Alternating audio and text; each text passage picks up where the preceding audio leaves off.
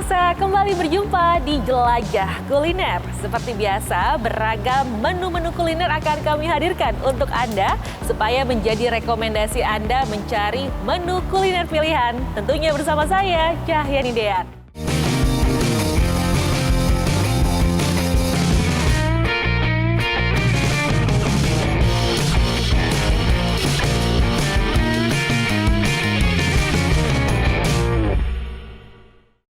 Informasi pertama dari Kabupaten Lebak, pemirsa. Daerah ini menjadi salah satu penghasil gula merah dan gula merah aren terbaik yang ada di Kecamatan Cigemblong.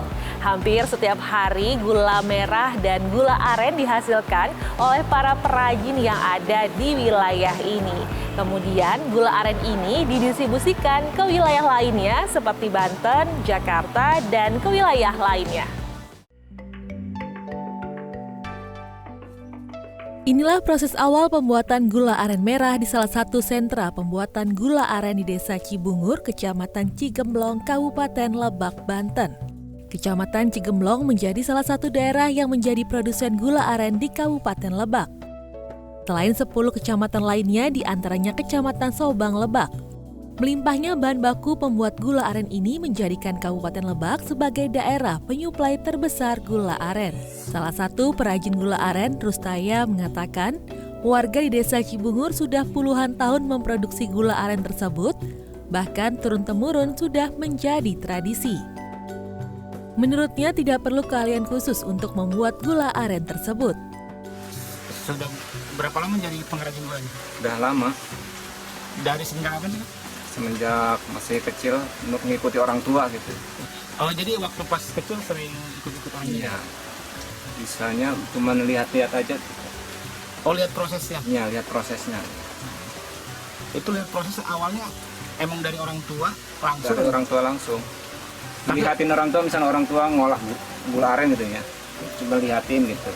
Terus orang ngajar sendiri bisa gitu. Kita pernah diajarin orang tua. Dalam sehari, Rustaya bisa menghasilkan 10-20 buah gula aren atau biasa disebut 2 kojor. Satu kojor yang berisi 5 buah gula aren ini biasa dijual dengan harga Rp30.000. Warga biasanya menjual hasil olahan gula aren tersebut ke Pasar Cikupa yang masih berada di Desa Cibungur. Di sana para pembuat gula aren dari berbagai daerah di Kecamatan Cigemblong datang untuk menjajakan gula aren hasil produksi lokal dan pembuatannya pun masih secara tradisional. Yusef Kurnia, Jopos TV, Lebak, Banten. Selanjutnya pemirsa, ada sepasang suami istri petani gula aren di Desa Tumaluntung, Kabupaten Minahasa Utara yang tetap bertahan menjaga kualitas gula aren mereka. Dan mereka ini sudah 30 tahun memproduksi gula aren yang dibuat dengan cara tradisional tanpa menggunakan bahan kimia.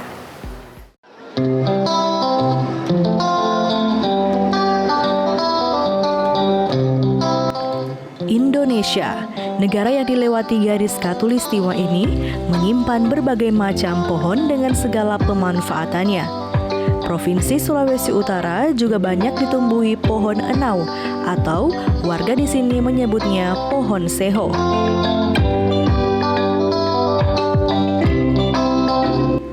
Tanaman jenis palma ini sangat dimanfaatkan oleh warga Buminyur Melambai dengan membuat gula aren atau gula merah. Salah satunya Opak Pandey dan Omak Nona di Desa Tumaluntung, Kecamatan Kauditan, Kabupaten Minahasa Utara.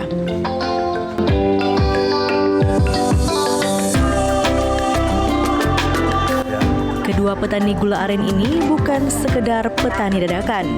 Kedua pasangan suami istri tersebut sudah menjadi petani gula aren sejak 30 tahun yang lalu. Di tengah ganasnya bumi yang sedang berpandemi, keduanya saling membantu untuk menyambung hidup di hari tuanya.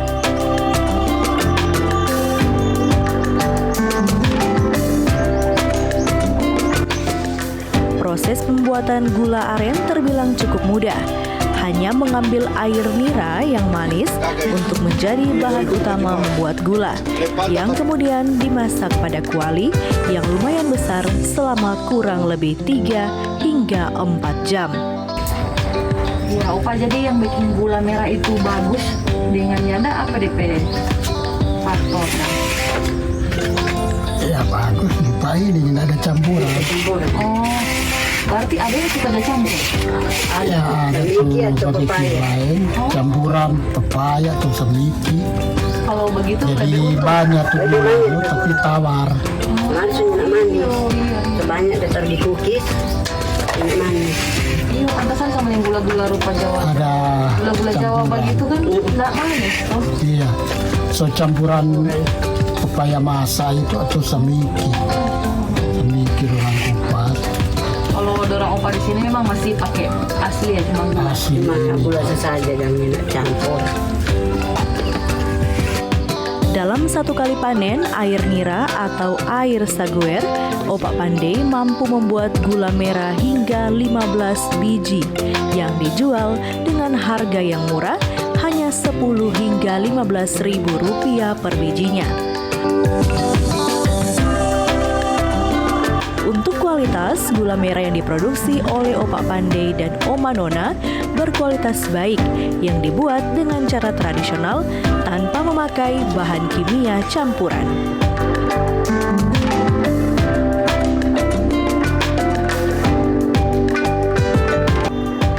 Nah, gula merah atau gula aren mempunyai rasa yang manis, sama seperti kedua pasangan suami istri ini yang mempunyai kisah manis untuk bertahan di tengah pandemi COVID-19.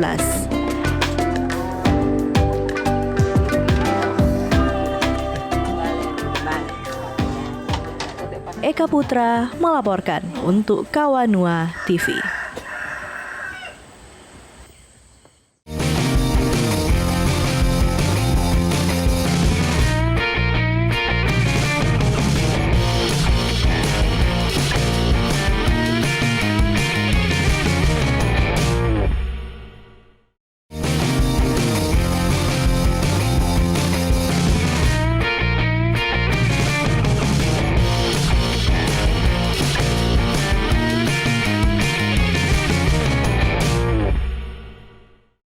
Sebuah toko di kawasan Jatinegara, Jakarta Timur dikenal sebagai toko kopi legendaris di kalangan warga ibu kota Jakarta nih pemirsa. Meski masih mempertahankan bisnisnya hingga kini, toko Sari Murni menjual berbagai jenis kopi terbaik Nusantara.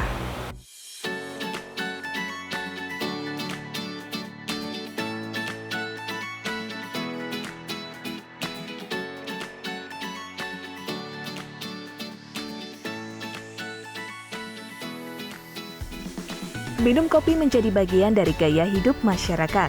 Tak heran di Indonesia, kedai kopi banyak bermunculan. Kini, rasanya tidak sulit menemukan kedai kopi modern hingga konvensional yang menjual secangkir kopi.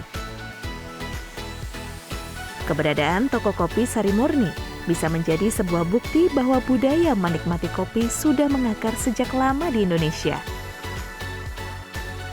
Toko kopi yang menjual biji hingga bubuk kopi ini sudah ada sejak 1952.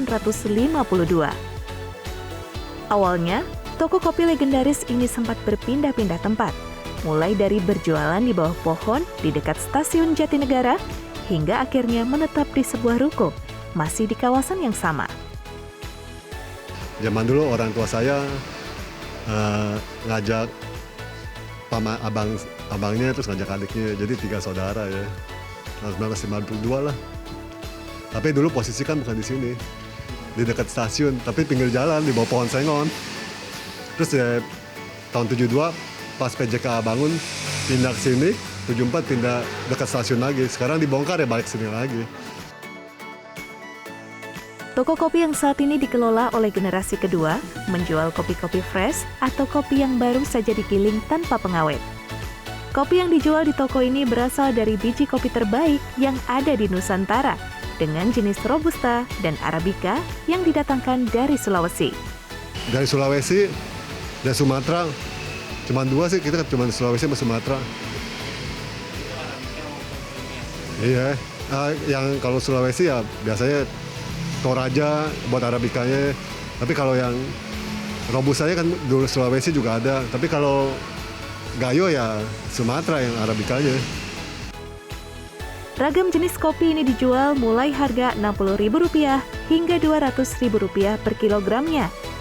Toko Sari Murni ini tidak hanya menyediakan bubuk kopi, konsumen juga bisa membeli biji kopi yang diinginkan, baik murni maupun campuran lebih dari satu jenis biji kopi. Tidak hanya usianya saja yang telah capai 70 tahun, toko ini juga masih menggunakan alat penggiling kopi tua setiap hari. Oh ini dari zaman dulu Pak, dari orang tua saya udah umurnya sama saya tuan mesin gilingnya.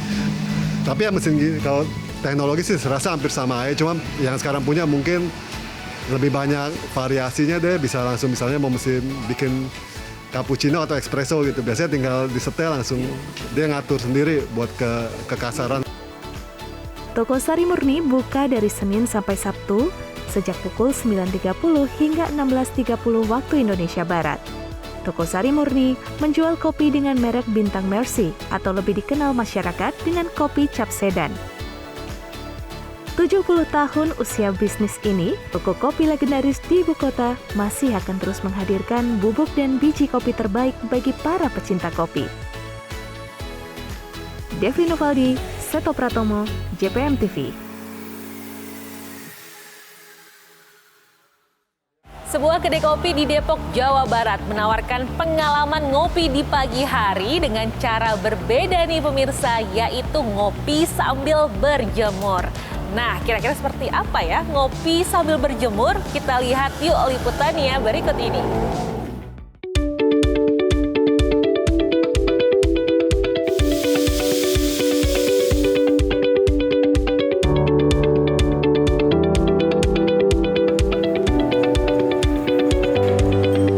Pandemi seperti saat ini, kita harus pintar-pintar jaga kesehatan. Nggak melulu harus berolahraga yang berat, bisa juga dengan sedikit meregangkan otot sambil berjemur. Nah, sekarang saya akan mencoba berjemur dengan cara yang berbeda. Penasaran? Mari ikuti saya.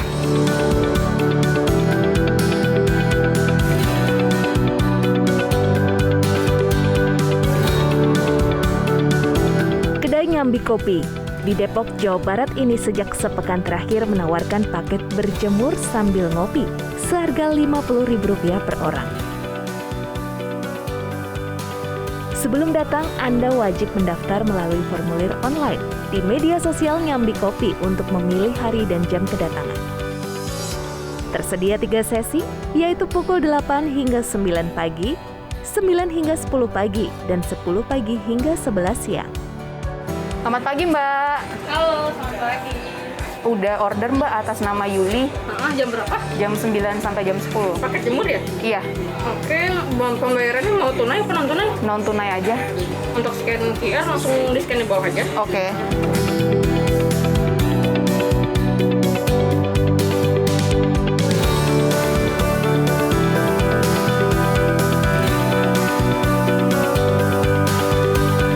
Setelah pelayan memberikan matras, Anda dapat langsung berjemur di halaman samping kedai dengan durasi hingga 1 jam. Sambil berjemur, Anda bisa sedikit meregangkan otot. Namun, ada beberapa hal yang harus Anda perhatikan saat berjemur di ruang publik. Pertama, pastikan menggunakan pakaian yang nyaman untuk Anda bergerak, jangan melepas masker. Anda juga dapat memanfaatkan media sosial untuk mencari referensi gerakan sederhana yang dapat dilakukan sambil berjemur. Batasi durasi berjemur 15-20 menit. Terakhir, berjemurlah 2 hingga 3 kali seminggu.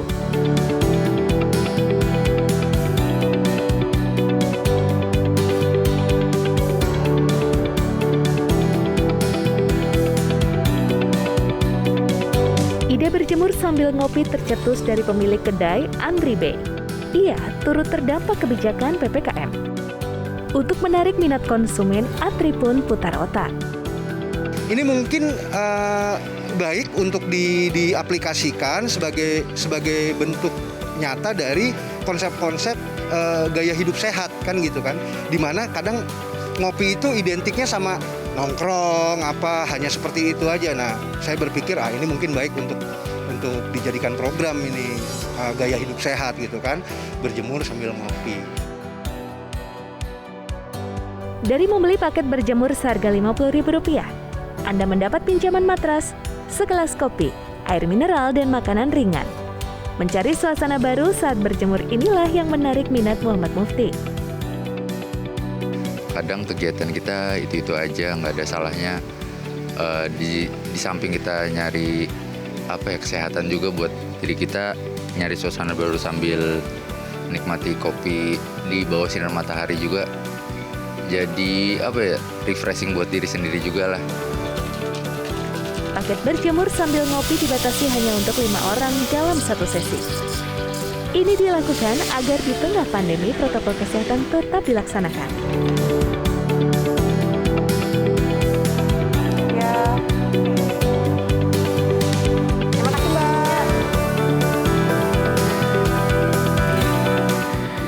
Berjemur di pagi hari dapat meningkatkan vitamin D di dalam tubuh sehingga fungsi otot dan juga syaraf lebih terjaga dan dapat membentuk imun.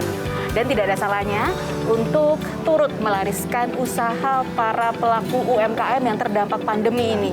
Dan sekarang saya mau lanjut nyeruput kopi saya dulu ya. Dari Jakarta, Yuli Horisman, Aris Sandi, JPM TV.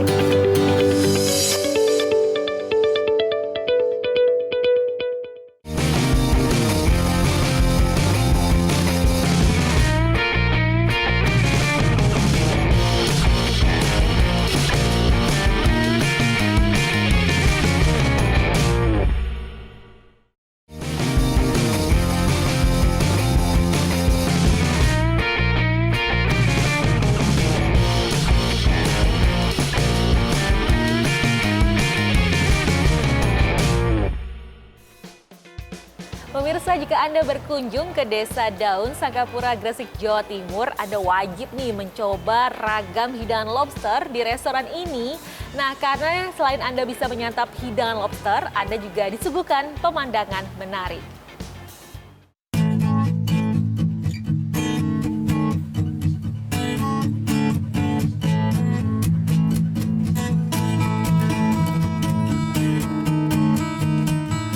Bila Anda berkunjung ke Pulau Bawean, tentu saja selain disuguhi pemandangan alam, tak lengkap bila tak mencicipi lezatnya lobster. Bila di kota besar, harga satu lobster dibanderol jutaan rupiah, namun di Desa Daun, Sangkapura, Gresik, Jawa Timur jauh lebih murah. Seperti di rumah makan Mak Iza di pinggir sawah Desa Daun. Di sini tersaji ragam menu lobster, mulai dari sop, lobster goreng, serta lobster kela merah. Yang sering diburu penikmat kuliner tentu saja sop lobster. Untuk satu lobster ukuran sedang dibanderol Rp150.000, sementara ukuran besar Rp250.000. Satu porsi lobster bisa dinikmati beberapa orang. Orangnya yang mau masak apa? Apa aja biasanya kalau lobster? Dimasak apa aja? Dimasak sambal pedas, ada sambal manis, ada sambal tomat, ada lacelo, ada petik-petiknya, bumbu caking. Oh gitu, itu yang khas Bu ya? Khas. Itu biasanya yang kesini orang dari mana aja Bu? Banyak macam-macam. Dari Tambak ada Sangkapura, orang itu Podakir. Banyak Bu ya? Semua masakannya mantap, saya paling suka sama lobsternya. Gitu. Lobsternya gini-gini masih fresh. Gitu. Harganya gimana Bu? Harganya terjangkau. Terjangkau ya? Ibu memang sudah sering sih? Sering. Biasanya sop kikil.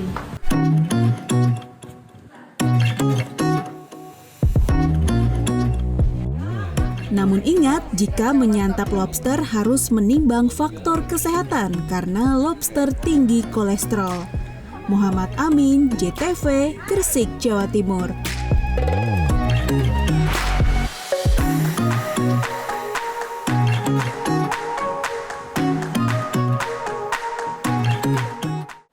Pemirsa, menikmati kuliner ala restoran Anda bisa dapatkan di kedai makan-makan yang ada di Kecamatan Bulu Lawang. Di tempat ini bermacam kuliner restoran yang disajikan oleh chef bintang 5, namun dengan harga yang bersahabat di kantong.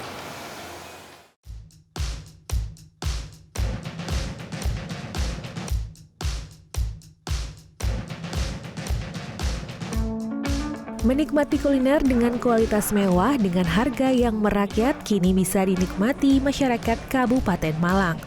Konsep itu disajikan kedai makan-makan. Kedai makan-makan ala Resto Bintang 5 ini berlokasi di Jalan Raya Krebet Senggrong, Kecamatan Bulawang, Kabupaten Malang. Di sini, kedai makan-makan mengkonsep tempatnya begitu kekinian ala milenial. Kedai ini berkolaborasi antara Chef Bintang 5 dan jebolan audisi pelawak Indonesia Joni Hermanto. Mereka membuat konsep kuliner Bintang 5 dengan harga merakyat yang tidak lupa tetap menjaga kuliner asli Indonesia. Seperti yang diperagakan oleh Chef Albert Mardianto Robot dalam penyajian kuliner nasi kebuli dengan bahan-bahan yang diimpor, namun harga yang dipatok dari Rp10.000 hingga Rp35.000 per porsi. Sementara untuk makanan penutup atau dessert dimulai dari harga Rp15.000 saja. Jadi kita ingin membawa makanan-makanan yang tadinya hanya orang-orang yang yang spending money-nya tinggi, tapi makanan ini bisa dirasakan dengan orang-orang yang spending money-nya tengah-tengah atau tidak terlalu tinggi. Kedai makan-makan mengutamakan sajian makanan ala Bintang 5 namun terjangkau. Kedepan, kedai makan-makan memberikan tawaran kepada masyarakat luas yang ingin bermitra. Khairul Anwar, JTV Malang, Jawa Timur. Pemirsa, biasanya mie ayam itu disajikan di atas mangkuk kecil. Nah, kali ini berbeda nih, mie ayam dihidangkan di atas wajan. Kira-kira seperti apa ya mie ayam yang dihidangkan di atas wajan? Kita lihat bersama yuk liputannya berikut ini.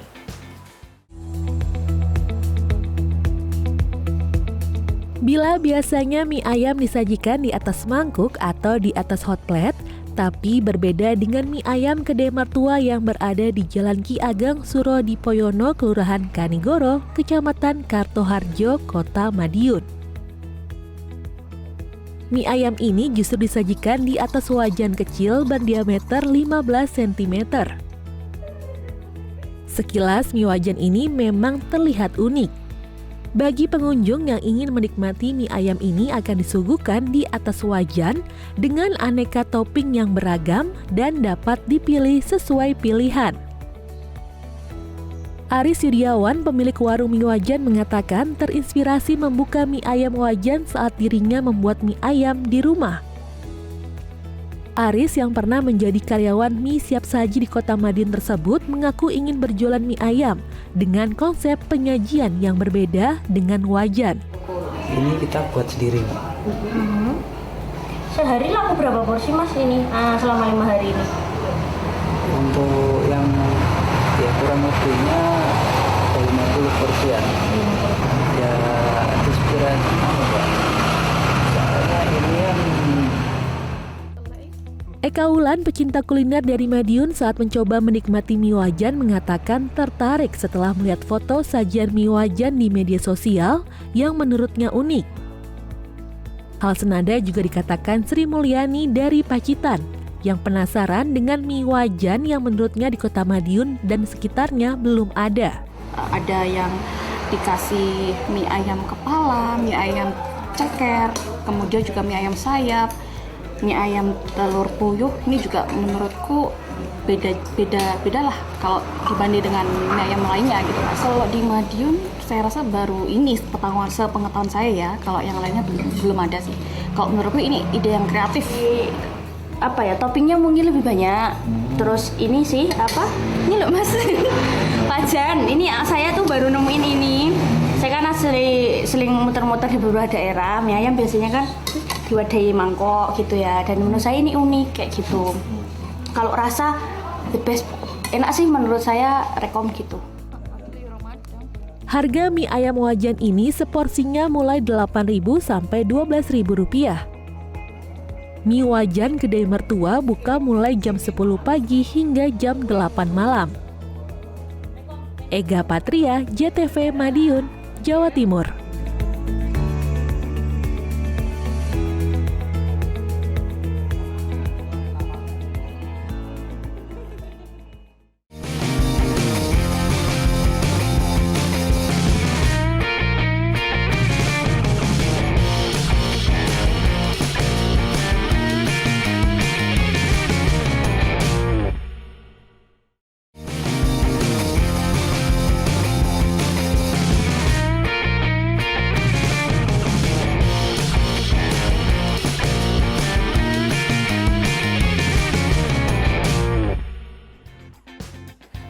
ada salah satu kudapan khas Pandeglang yang memiliki cita rasa yang unik bernama kue balok menes. Nah, kue ini bentuk dan rasanya mirip dengan getuk, namun bedanya kue balok menes ini memiliki taburan bawang goreng dan juga serundeng sebagai pelengkap.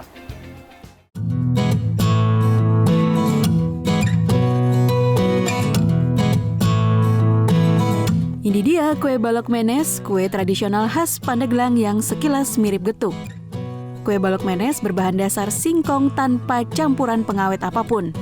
Biasanya balok menes ditaburi bawang goreng dan serundeng untuk menciptakan aroma yang nikmat. Proses pembuatan balok menes juga sangat mudah. Pertama, merebus singkong.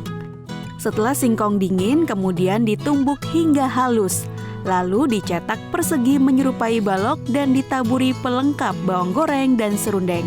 Kue balok menes dijual dengan harga Rp3.000 hingga Rp5.000 tergantung ukuran.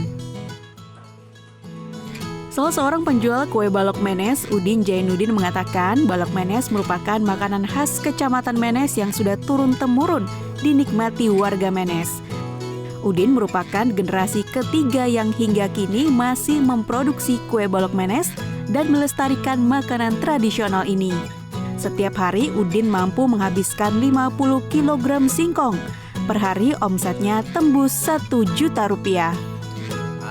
Jadi prosesnya alami, singkong sama garam nggak ada lagi, jadi pakai serundeng.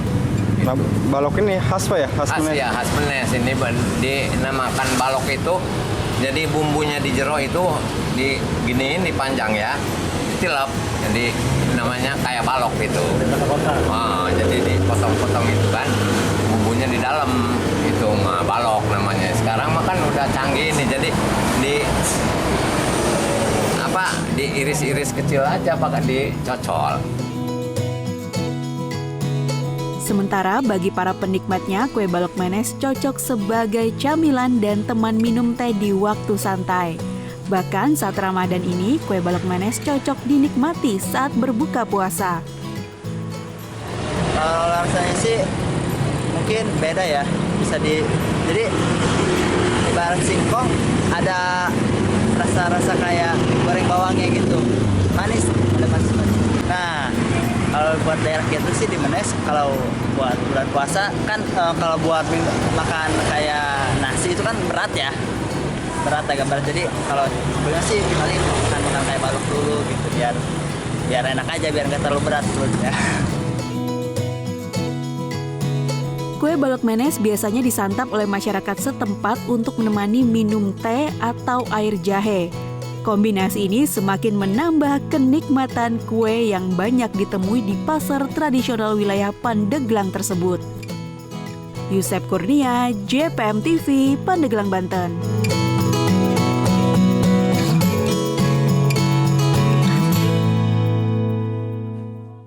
Pemirsa, seorang warga di Surabaya, Jawa Timur merintis usaha kuliner legendaris martabak khas Madura.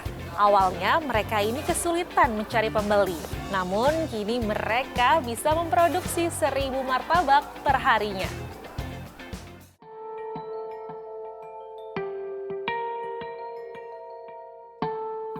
Berawal dari coba-coba, Novita, seorang warga Surabaya, sukses mengembangkan usaha kuliner martabak khas Madura dengan modifikasi bumbu. Untuk mengolah makanan ini, caranya dengan menyiapkan adonan berbahan tepung dan telur. Selanjutnya, adonan dipipihkan, lalu diisi bihun yang dimasak bersama tetelan daging sapi. Adonan martabak dilipat menjadi segitiga dan langsung digoreng. Untuk penyajiannya bisa pilih dengan sambal, bumbu petis, dan cabai hijau. Martabak khas Madura ini ramai diminati setelah Novita memasarkannya melalui jejaring sosial. Mulanya sempat kesulitan memasarkan produknya. Namun kini Novita bisa memproduksi 1.000 martabak Madura dalam sehari, mencegah antrean pesanan hingga berminggu-minggu. Novita pun mempekerjakan 6 karyawan asli dari Pulau Madura.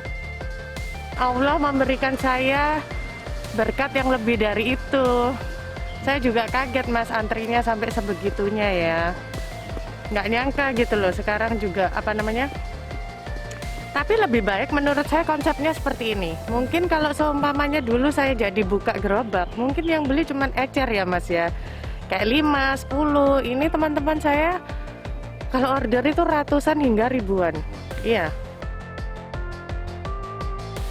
Anggi, salah satu pembeli martabak legendaris khas Madura, mengatakan bumbu rempah pada isian martabak ini nikmat dan membuat rasanya istimewa. Kebetulan saya orang Madura ya, jadi di Madura banyak sekali martabak kayak gini. Di tempat saya juga ngajar, dosen juga banyak sekali martabak kayak gini di Bangkalan. Tapi ini benar-benar top menurut saya. Benar-benar bumbunya itu meresap sampai ke bihunnya ya, Biga ini ya. Iya. Benar-benar maknyus pokoknya. Enak ya? Iya, jadi kalau biasanya kakak saya membeli, repeat order terus sama ibunya. Untuk menjangkau pembeli yang ingin menikmati martabak cita rasa Madura ini, Novita membuka layanan pesan antar. Ismana Windarto, CTV Surabaya, Jawa Timur. Selanjutnya pemirsa, ada jajanan tradisional onde-onde yang diberi nama onde-onde dinosaurus. Jajanan ini dibuat dari bahan ubi ungu dan dibentuk dalam ukuran besar.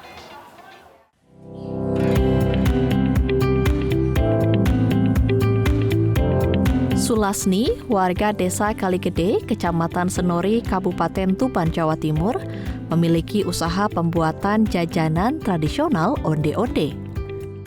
Namun, onde-onde buatan ibu satu ini berukuran besar dan ia beri nama onde-onde dinosaurus. Untuk membuat jajanan ini, Sulasni memilih ubi ungu sebagai bahan dasarnya, sehingga onde-onde memiliki cita rasa manis yang khas. Selain itu, Sulasni menggunakan bahan tepung ketan, tapioka, kacang hijau kupas sebagai isian, dan biji wijen untuk taburan. Onde-onde dari ubi ungu, ini ukurannya besar sekali. Ini biasanya kan ukurannya kecil-kecil, ini bikin yang besar ukuran 1:10. Ini berarti dinamai onde-onde dinosaurus. Kreasi onde-onde dinosaurusnya ini rupanya memancing minat pasar dan mendatangkan pelanggan. Biasanya onde-onde dipesan warga lokal sebagai camilan, hantaran pernikahan atau suguhan dalam selamatan. Beli onde-onde besar, ini baru Mas. Biasanya kan saya beli yang kecil-kecil gitu loh. Jadi istri saya pingin katanya. Gitu. Kok tahu ada onde-onde dinosaurus ini dari mana? Dari informasi istri saya, gitu kan istri saya baru ngidam itu loh Mas. Gitu, dia pengen.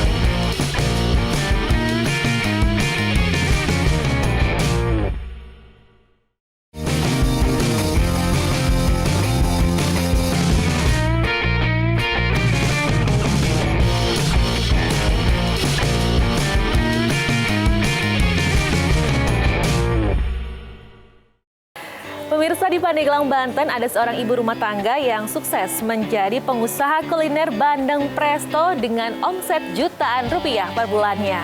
Usahanya ini telah digeluti turun-temurun sejak tahun 1990.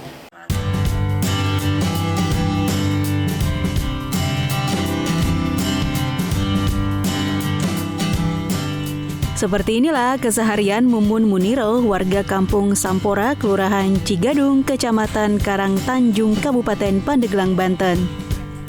Mumun terus berinovasi menjadi pengusaha kuliner bandeng presto peninggalan orang tuanya. Dibantu beberapa orang keluarga lainnya, dia mampu memproduksi 40 hingga 50 kg bandeng presto setiap hari. Dengan harga jual 15 hingga 20 ribu rupiah per pack. Mumun mengaku mampu mendapatkan omset jutaan rupiah dari hasil usaha yang digeluti sejak 1990. Selain mengolah ikan bandeng, dia juga menyediakan olahan ikan lainnya seperti ikan tongkol, ikan kembung, dan ikan teri.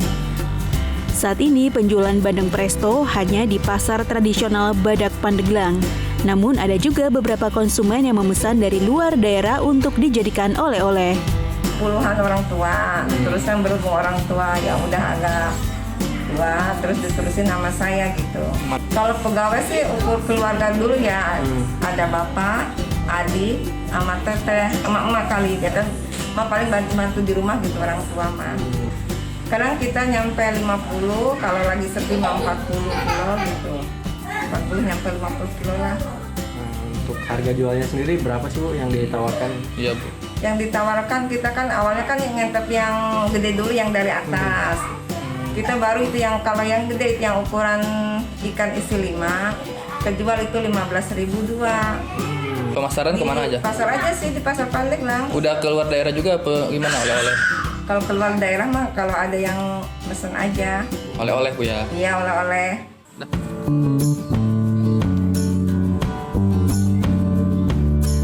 Mahalnya harga ikan saat ini membuat Mumun kesulitan dalam menjalankan usahanya. Dia berharap harga ikan bisa kembali turun dan produksi ikan di tingkat nelayan bisa berlimpah.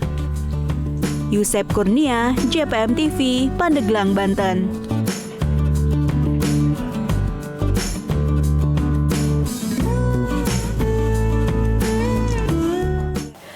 Karena banyaknya ibu rumah tangga di Kelurahan Pabean, Kota Cilegon, Banten yang mencari pendapatan tambahan dengan memproduksi emping, Kelurahan Pabean pun dikenal sebagai Kampung Emping pemirsa. Dalam 1 minggu, para ibu ini bisa menghasilkan hingga 5 kuintal emping. Seperti inilah aktivitas para ibu rumah tangga di Kampung Gempol Wetan, Kelurahan Pabean, Kecamatan Purwakarta, Kota Cilegon, Banten. Setiap hari, puluhan ibu rumah tangga di kampung ini sibuk mengolah biji melinjo menjadi keripik emping. Proses pembuatan keripik emping terbilang mudah. Biji melinjo dipisahkan terlebih dahulu dari cangkang, lalu disangrai sekitar 5 menit menggunakan gerabah berisi pasir di atas tungku api. Setelah berubah warna menjadi kehitaman, biji melinjo langsung ditumbuk menggunakan batu agar menyerupai keripik, lalu dijemur di bawah sinar matahari. Karena banyaknya ibu menjadi produsen keripik emping, kampung ini dijuluki sebagai Kampung Emping.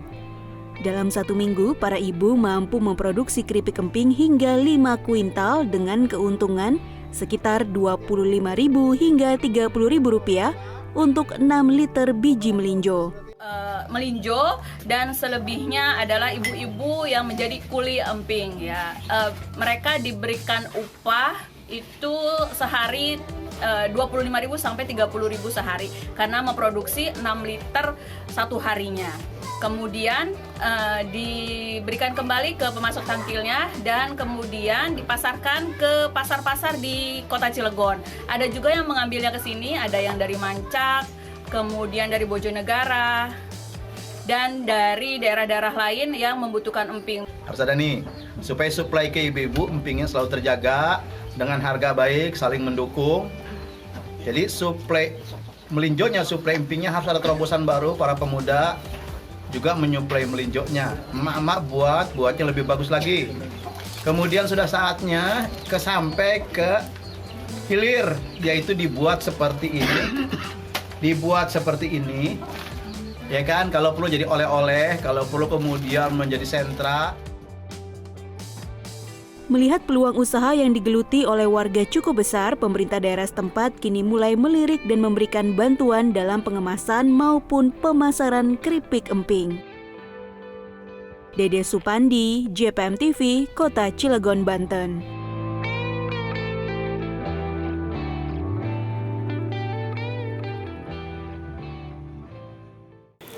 Pemirsa, warga Kampung Cibetung, Kecamatan Curug, Kota Serang ini panen jamur tiram di tengah pandemi COVID-19. Dalam sehari mereka bisa panen sekitar 50 kg jamur tiram.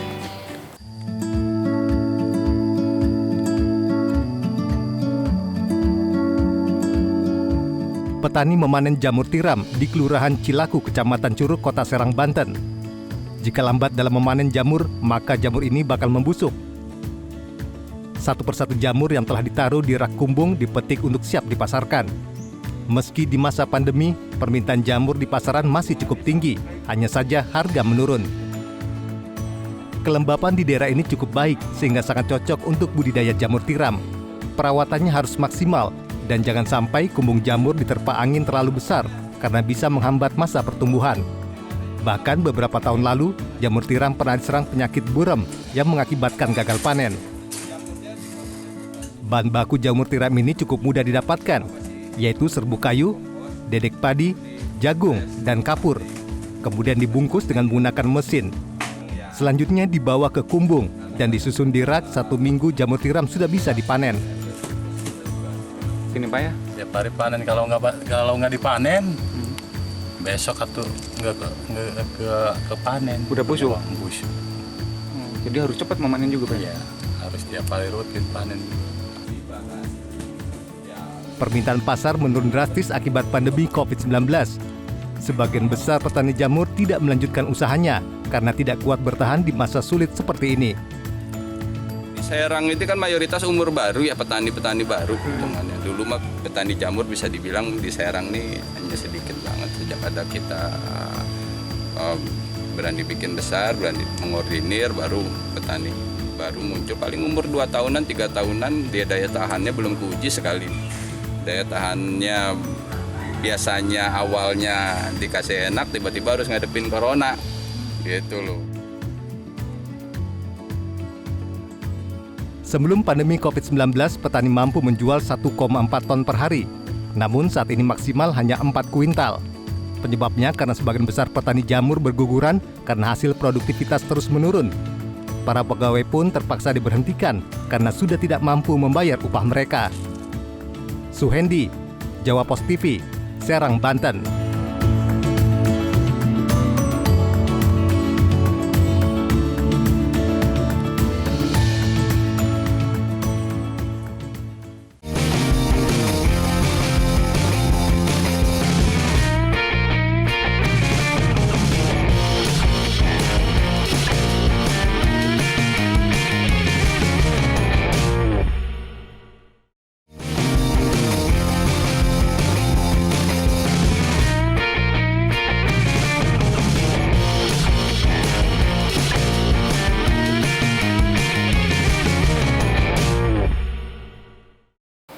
Masih di Jelajah Kuliner pemirsa. Nah, Kabupaten Gresik pemirsa tak hanya terkenal dengan nasi kraunya saja, tapi juga terkenal dengan sego karak atau nasi aking.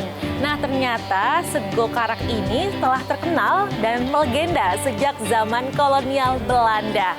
Gimana ya, penasaran nggak pemirsa dengan bentuk dari nasi karak atau nasi aking khas Gresik? Berikut liputannya untuk Anda.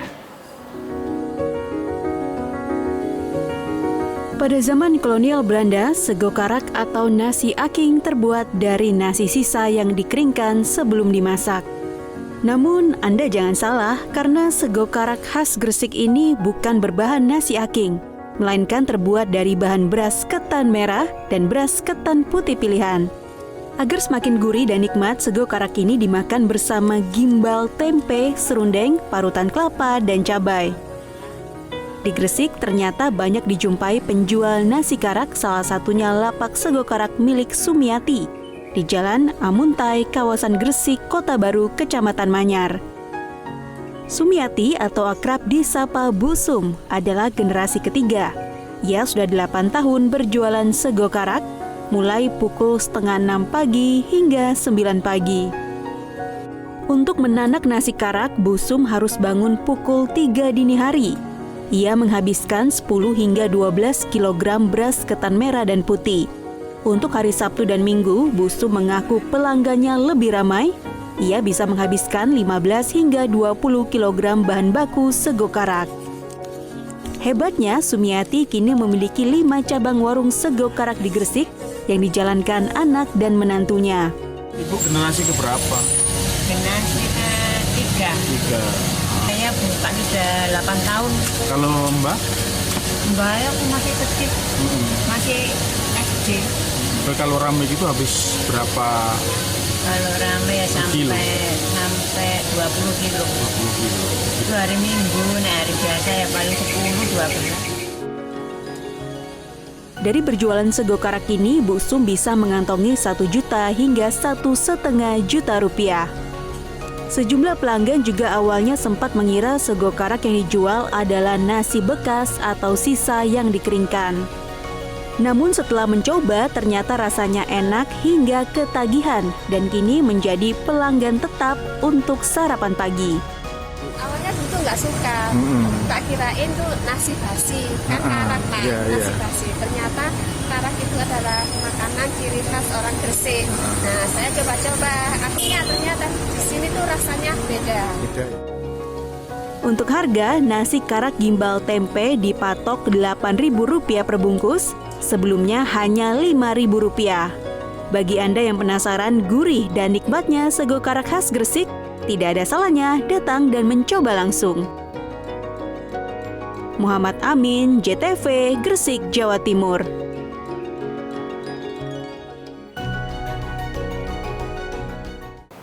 Pemirsa, pandemi membuat roda perekonomian di tanah air meredup. Namun kuliner Segondeso tak terkena imbas dari pandemi COVID-19 ini. Makanan khas Madiun ini justru mendapatkan berkah di tengah pandemi COVID-19.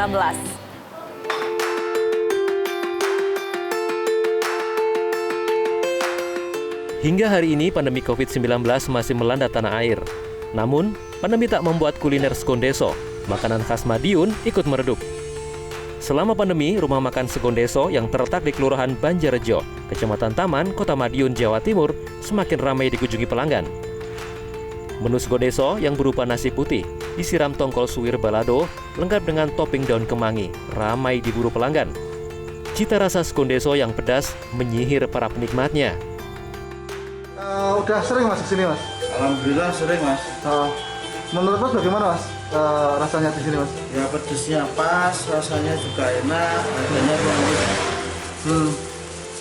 Terus ini mau dibawa pulang atau dibagikan siapa?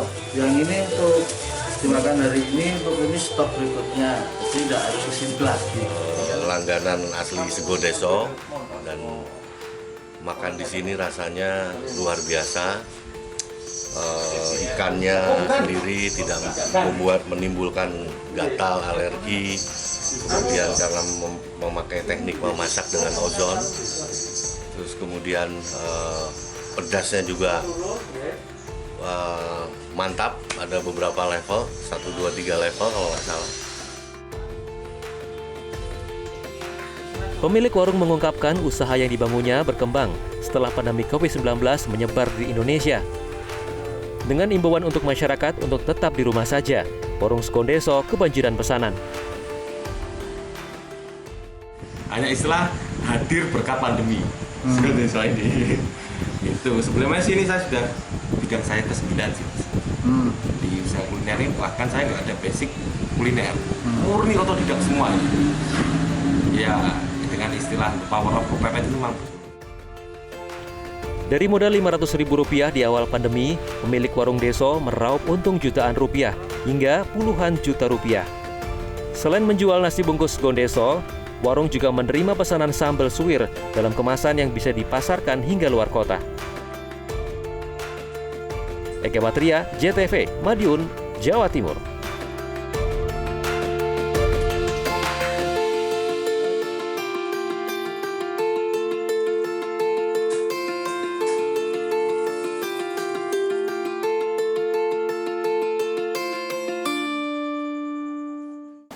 pemirsa, jika Anda berkunjung ke Kabupaten Mojokerto, jangan lupa untuk mencoba kuliner nasi puraan dengan berbagai macam lauk pauk.